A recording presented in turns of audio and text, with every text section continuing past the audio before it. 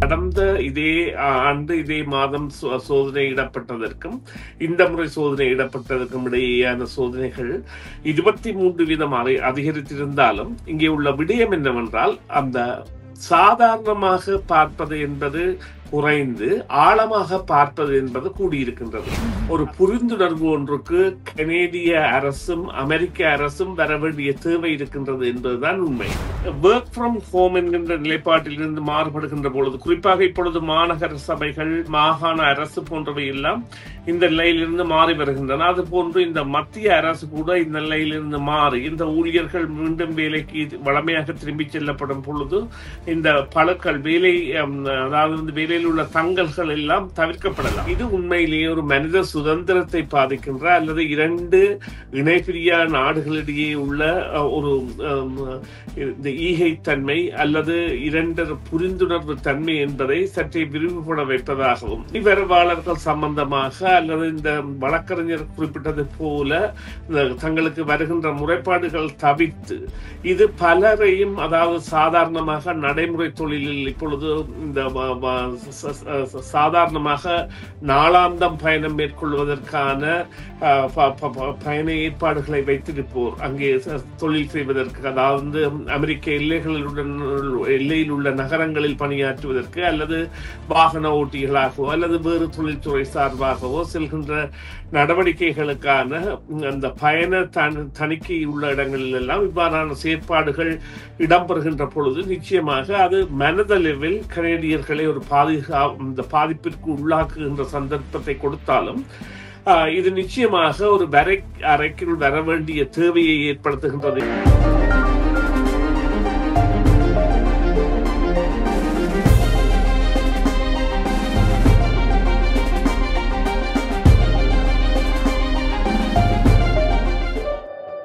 வணக்கம் நேயர்களே, மீண்டும் மற்றொரு செய்தியின் பின்னணி நிகழ்ச்சியில் உங்கள் அனைவரையும் சந்திப்பதில் மிக்க மகிழ்ச்சி அடைகின்றோம். இன்றைய தினம் பேச போகின்றோம் என்னவென்றால், எல்லைகளில், அதாவது அமெரிக்க எல்லைகளில் மின்னணு சாதனங்களுக்கான அமெரிக்க சுங்க தேடல்கள் அதிகரித்து வருவதாக, அதன் மூலமாக கனேடியர்கள் பல சிக்கல்களை எதிர்கொண்டு வருவதாகவும் தெரிவிக்கப்படுகிறது. அது பற்றி பேச போகின்றோம். தகவல்களை கேட்டறிவதற்காக சுரேஷ் சர்மாவை இணைத்துக் கொள்ள போகின்றோம். வணக்கம் சுரேஷ் சர்மா. வணக்கம் சுதர்ஷினி. வணக்கம் நேயர்களே. ஆமா, மீண்டும் வரவேற்கின்றோம் உங்களை நிகழ்ச்சிகளுக்கு. நாங்கள் முதலில் குறிப்பிட்டது போல அமெரிக்காவினுடைய எல்லை பகுதியில் மின்னணு சாதனங்களுக்கான சுங்க தேடல்கள் அதிகரித்து வருவதாகவும், கனேடியர்கள் அதன் மூலம் சிக்கல்களை எதிர்நோக்கி வருவதாகவும் சொல்லப்படுகின்றது. அது மட்டுமில்லாமல் வழக்கறிஞர் ஒருவர் சொல்லியிருக்கின்றார் என்னவென்றால், எல்லை தாண்டிய குடியேற்ற வழக்குகளில் 3 தசாப்தங்களாக தான் பணியாற்றி வருவதாகவும், தனது அலுவலகத்தில் கனேடிய பயணிகளிடமிருந்து புகார்கள் இந்த காலகட்டத்தில் அதிகரித்து வருவதாகவும் சொல்லப்படுகிறது. இது கனடா தன்னுடைய வரி விதிப்புகளில் தளர்வுகளை ஏற்படுத்தியும் இது அதிகரிப்பதற்கான காரணம் என்னவாக இருக்கு? நிச்சயமாக இந்த விடயம் 10ஓடு 11ஆக கடந்து செல்ல முடியாததாகவும், அல்லது கடந்த காலங்களில் சில வழக்கறிஞர்கள் அறிவுறுத்தியது போல இந்த அமெரிக்காவிற்கு செல்லுகின்ற பொழுது சாதாரணமாக நாங்கள் பாவிக்கின்ற தொலைபேசியை விட அந்த லோனர் போன் என்கின்ற அல்லது இன்னும் ஒரு போனை அந்த சிம் கார்டை மாற்றி கொண்டு போக வேண்டிய தேவையை எல்லாம் இது ஏற்படுத்தி இருக்கின்ற எல்லாமே என்பது உண்மையாக இன்று ஒரு பெரிய செய்தியாக வெளிவந்திருப்பதற்கு காரணம், இந்த விவகாரத்தில் 23% அதிகரிப்பு ஏற்பட்டிருக்கின்றது. கடந்த இதே ஆண்டு இதே மாதம் சோதனையிடப்பட்டதற்கும் இந்த முறை சோதனையிடப்பட்டதற்கும் இடையேயான சோதனைகள் 23% அதிகரித்திருந்தாலும் இங்கே உள்ள விடயம் என்னவென்றால் அந்த சாதாரணமாக பார்ப்பது என்பது குறைந்து ஆழமாக பார்ப்பது என்பது கூடியிருக்கின்றது. அதாவது தகவல் தொழில்நுட்பங்கள் அல்லது சமூக செயலிகள், டிக்டாக், வாட்ஸ்அப் போன்ற, வைப்பர் அல்லது ஃபேஸ்புக் போன்றவைகளில் எல்லாம் அந்த பார்க்கக்கூடிய சந்தர்ப்பங்களை அது ஏற்படுத்தி இருக்கின்றது என்பதும், இது நிச்சயமாக கனேடியர்களால் வரவேற்கப்படாத ஒன்றாக இருந்தாலும் அமெரிக்காவை பொறுத்தவரையில் அவர்கள் தங்களுடைய பாதுகாப்பு தொடர்பான நடவடிக்கைகளில் எடுத்து வருகின்ற நடவடிக்கைகளில் முக்கியமானது ஒன்றாக இந்த நடவடிக்கை இடம்பெறுகின்றது. இதற்கான காரணம் நிச்சயமாக அவர்கள் கூறக்கூடிய காரணம், இந்த ஃபென்டினல் எனப்படுகின்ற போதைப் பொருளின் வரவு என்பது கனடாவிற்குள்ளால் வருகின்றது. அதே போல ஆயுத கடத்தல்கள் இடம்பெறுகின்றன போன்ற பல இத்தியாதிகளுடன் அங்கே உள்ள குடிவரவாளர்களுடன் இவர்கள் தொடர்பில் இருக்கின்றார்கள், அல்லது குடிவரவாளர்கள் சட்ட ரீதியான குடிவரவாளர்களை தவிர்த்து அந்த சட்ட ரீதியற்ற குடிவரவாளர்களை சில வேளைகளில் இவர்கள் கூட்டி வருவதற்கு முனைவதாகவோ அல்லது அவர்களுக்கு ஆதரவு வழங்குவதற்கு முனைவதாகவோ போன்ற பல விடயங்களையும் அவர்கள் கவனத்தில் கொண்டு இவ்வாறான நடவடிக்கைகளில் ஈடுபடக்கூடிய சந்தர்ப்பம் இருந்தாலும் இது உண்மையிலேயே ஒரு மனித சுதந்திரத்தை பாதிக்கின்ற அல்லது இரண்டு இணைபிரியா நாடுகளிடையே உள்ள ஒரு இந்த ஈகைத்தன்மை அல்லது இரண்டு புரிந்துணர்வு தன்மை என்பதை சற்றே விரிவுபட வைப்பதாகவும் நீங்கள் குறிப்பிட்டது போல இந்த குடிவரவாளர்கள் சம்பந்தமாக அல்லது இந்த வழக்கறிஞர் குறிப்பிட்டது போல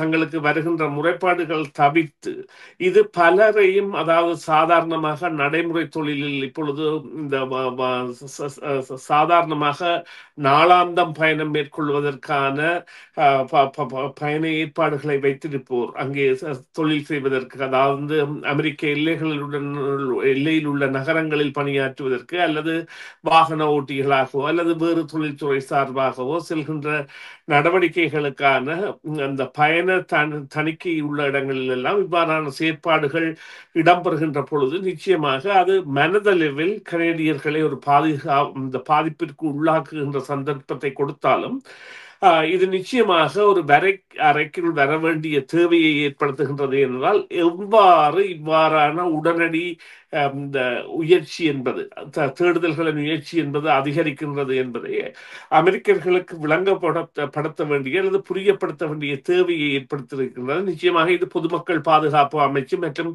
கனேடிய திணைக்களம் போன்றவைதான் இந்த விவகாரத்தில் ஈடுபட வேண்டிய தேவை இருக்கின்றது. ஏனென்றால் ஒரு புரிந்துணர்வு ஒன்றுக்கு கனேடிய அரசும் அமெரிக்க அரசும் வர வேண்டிய தேவை இருக்கின்றது என்பதுதான் உண்மை. அடுத்த கேள்வியாக, தொடக்க விசாவிற்கு, அதாவது ஸ்டார்ட் அப் விசாவின் மூலமாக நிரந்தர குடியிருப்பாளர்களாக வருவதற்கான அந்த விசாவை அப்ளை பண்ணி பல ஆண்டுகளாக காத்திருக்க வேண்டிய நிலைமை இருப்பதாக சொல்லப்படுகின்றது. அது மட்டுமில்லாமல் அவர்கள் அந்த காத்திருக்கும் பட்சத்தில் பணி அனுமதிகளை பெற்றுக்கொண்டு பணிகளுக்கு செல்லலாம். ஆனாலும் கூட அந்த பணிகளை பெறுவதிலும் அவர்கள் சிரமத்தை எதிர்கொள்கின்றார்கள் என்றும் தகவல்கள் வெளியாகி இருக்கின்றது. இந்த காத்திருப்புகளுக்கு காரணம் என்னவாக இருக்கும்? ஆனாலும் பணி அனுமதிகளை வழங்குகின்றார்களே, அதற்கான காரணம் என்னவாக இருக்கும்? நிச்சயமாக இப்பொழுது அதாவது நீங்கள் குறிப்பிடுகின்ற விடயம் நிரந்தர வதியுரிமை பெறுவதற்கான அல்லது பெர்மனன்ட் ரெசிடென்சி பெறுவதற்கான பொருளாதார ரீதியில் தகமையுடையவர்களும் அல்லது தொழில் ரீதியில் தகமையுடையவர்களையும் வரவேற்கின்ற தன்மையில் தற்பொழுது உள்ள அந்த கால நீடிப்பிற்கான காரணம் என்னவென்று சொன்னால் வேலை பழக்கல் அல்லது வேலை மந்த நிலை, அதாவது இந்த ஒர்க் ஃப்ரம் ஹோம் என்கின்ற நிலைப்பாடு என்பது இந்த குடிவரவு திணைக்களத்தில் பாரிய வீழ்ச்சிகளை ஏற்படுத்தி இருக்கின்றது. குறிப்பாக வாரத்திற்கு ஒரு நாள் அவர்கள் வேலைக்கு சென்று குறிப்பிட்ட ஃபைல்களை கோப்புகளை தங்களுடன் எடுத்து சென்று அதை வீட்டிலிருந்து பணியாற்றுகின்ற பொழுது அதே வேலையை அவர்கள் அலுவலகத்திலிருந்து செய்யும் பொழுது சில வேளைகளில் 3 மடங்காக செய்யலாம் என்றால் அனைத்து வசதிகளும் கோப்புகளும் அனைத்தும் உள்ள இடமாக அலுவலகம் இருக்கும். அவ்வாறான நிலைமையில் இருந்து இப்பொழுது மீண்டு வருகின்றார்கள். அது ஒரு தாக்கமாக இருந்திருக்கும். அதற்கு அடுத்த தாக்கமாக அமைந்திருக்கக்கூடியது தற்பொழுது ஏனைய குடிவரவுத்துறை சம்பந்தமான விவகாரங்களில் இடம்பெறுகின்ற மாற்றங்கள் அல்லது குடிவரவு குறைப்புகள் என்பன தொடர்பான நடவடிக்கைகளில் ஈடுபட்டு கொண்டிருக்கின்ற நிலையில் இவ்வாறான ஒரு நிலைமை ஏற்படலாம். அதை போக்குவதற்கான நிலையை நிச்சயமாக கனேடிய அரசு எடுக்கும். அது தொடர்பான நடவடிக்கைகளை அவர்கள் விரைந்து எடுக்க வேண்டிய தேவையை அவர்களுக்கு ஏற்படுத்தி இருக்கின்ற நிலைமை என்னவென்று சொன்னால், இந்த அவ்வாறான இந்த நிரந்தர குடியுரிமை பெறுவதற்காக பொருளாதார ரீதியில் பணத்தை காட்டியோ அல்லது தொழில் முனைவுகளை காட்டியோ விண்ணப்பித்தவர்கள் வேறு நாடுகளுக்கு செல்லக்கூடிய சந்தர்ப்பத்தை அது வழங்குவதாகவும் அல்லது அவர்கள் தங்களுடைய ஆரம்ப காலத்தை சிரமங்களுடன் கழிப்பதாகவும் அமைக்கக்கூடிய சந்தர்ப்பத்தை கனடிய அரசின் நடவடிக்கை ஏற்படுத்துகின்றது என்பதில் எந்தவித சந்தேகமும் இல்லை. ஆனால் அதற்குரிய படிமுறைகளை இவர்கள் சாதாரணமாக்குவதற்கு நிச்சயமாக அவர்களுடைய இந்த குடிவரவு திணைக்களத்தின் அந்த பணியாட்களின் வேலை தொடர்பான விவகாரங்களில் அவர்கள் அக்கறை எடுக்க வேண்டும். ஆனால் அங்கே உள்ள பிரச்சனை என்னவென்றால் பல ஊழியர்களும் தொழிற்சங்கம் சார்ந்திருக்கின்றவர்கள். எனவே அவர்களுடைய வருகை என்பது படிப்படியாக திட்டமிட்ட ஒன்றாக இருக்கும். எனவே இது இந்த முறை 2, 3 அல்லது 4, 5 மாதங்கள் காலக்கெடுக்களை எடுத்துத்தான் இடம்பெறக்கூடிய சந்தர்ப்பமாக இடம்பெறும். இங்கே குறிப்பிடப்பட வேண்டிய விடயம் இந்த ஒர்க் ஃப்ரம் ஹோம் என்கின்ற நிலைப்பாட்டில் இருந்து மாறுபடுகின்ற பொழுது, குறிப்பாக இப்பொழுது மாநகர சபைகள், மாகாண அரசு போன்றவை எல்லாம் இந்த நிலையிலிருந்து மாறி வருகின்றன. அது போன்று இந்த மத்திய அரசு கூட இந்த நிலையிலிருந்து மாறி இந்த ஊழியர்கள் மீண்டும் வேலைக்கு வளமையாக திரும்பி செல்லப்படும் பொழுது இந்த பழுக்கள் வேலை, அதாவது வேலையில் உள்ள தங்கல்கள் எல்லாம் தவிர்க்கப்படலாம். ஆனால் அதற்குரிய காலம் என்பதை இன்னும் 2, 3 மாதமோ அல்லது 4, 5 மாதங்களோ எடுக்கக்கூடிய சாத்தியக்கூறுகள் இருக்கின்றன. ஏனென்று சொன்னால் இந்த ஊழியர்கள் அதாவது தொழிற்சங்கங்களில் அங்கம் வகிப்பதால் அவர்களுடைய வரவு என்பது தொழிற்சங்க விதிமுறைகளுக்கு ஏற்ப படிப்படியாக நடைபெறுகின்ற ஒன்றாகத்தான் அமையும். நன்றி சுரேசன்மா, உங்களுடைய தகவல்களுக்கு, கருத்துக்களுக்கு. அந்த கேள்வி இன்றைய நிகழ்ச்சியின் நிறைவு கேள்வியாக அமைந்தது. மீண்டும் ஒரு பொழுதில் சந்திப்போம். நன்றி, வணக்கம். நன்றி சுதர்சினி, நன்றி நேயர்களே, மீண்டும் ஒரு பொழுதில் சந்திப்போம். டிவிஐ யூடியூப் சேனலில் இணைந்திருக்கும் நேயர்கள் அனைவருக்கும் எமது நன்றி. எமது காணொளி தொகுப்புகளை தொடர்ந்து நீங்கள் பார்வையிடுவதற்கு கீழிருக்கின்ற பெல் பட்டனை அழுத்துவதனூடாக நோட்டிபிகேஷனில் பல காணொளி தொகுப்புகள் உடனுக்குடன் உங்களை வந்து சேரும். அருகில் இருக்கின்ற முக்கிய காணொளி தொகுப்புகளையும் பார்வையிட தவறாதீர்கள்.